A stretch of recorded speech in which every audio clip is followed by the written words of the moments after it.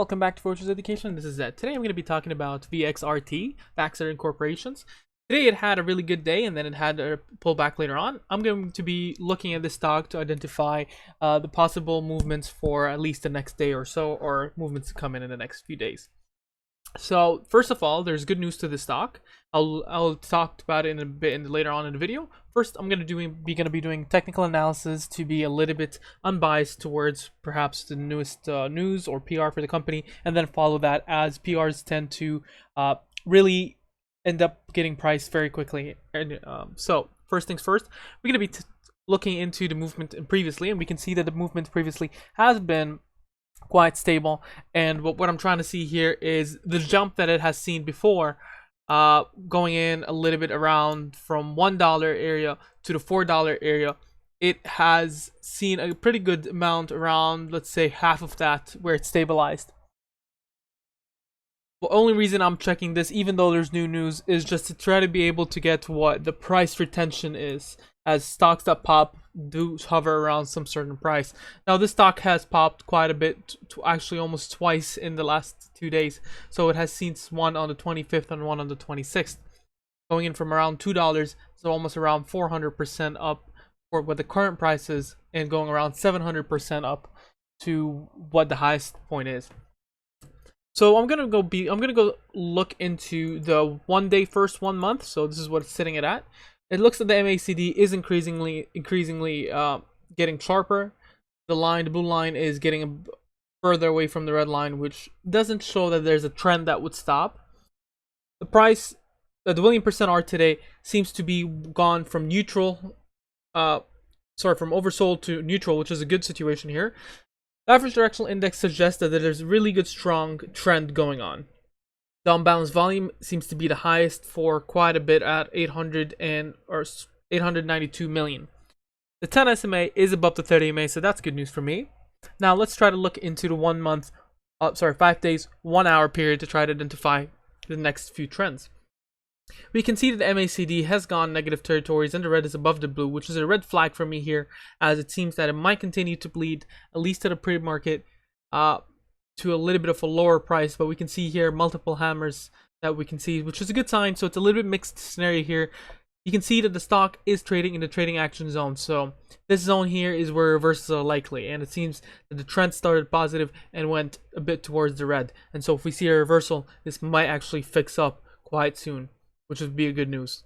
There's a high chance of reversal as well, since the Williams %R seems to be oversold, especially after a pop in the day. The average directional index seems to be quite a bit too high for what I do like it in, but it still is resuming what the day before was, so it's still fine. I wouldn't give it much mind, but it would still be a little bit of a red flag. 10 SMA is quite a bit far from the 30 EMA, which is pretty good.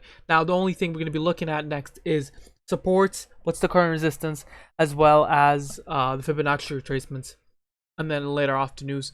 So if we were looking into the 5 days, we can see that the current support is sitting somewhere, well, current resistance is sitting probably somewhere around $7.84, somewhere around here, or almost around $8.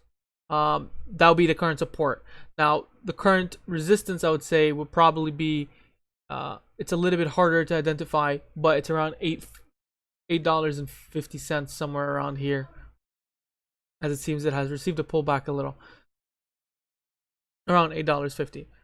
In terms of resistance, it doesn't see much resistance on top above it, so that's a good sign for me. Going into now Fibonacci retracements, we're able to identify what the Fibonacci resistance would be, so, and support. So we'll go 1 month, 1 hour Fibonacci retracements, and looking somewhere around here.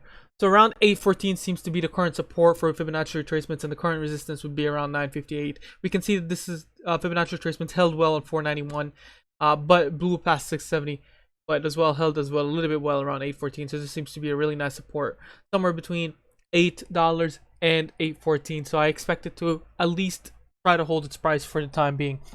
Now the news that came in is positive news related to COVID-19 vaccine developments that was submitted somewhere around 9 a.m. So that was pretty good.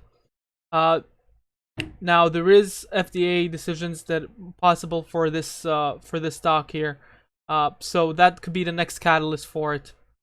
But in terms of the current news for the stock, it seems to be quite at a good development, and it could have a really good future in terms of perhaps even if it's not a hold.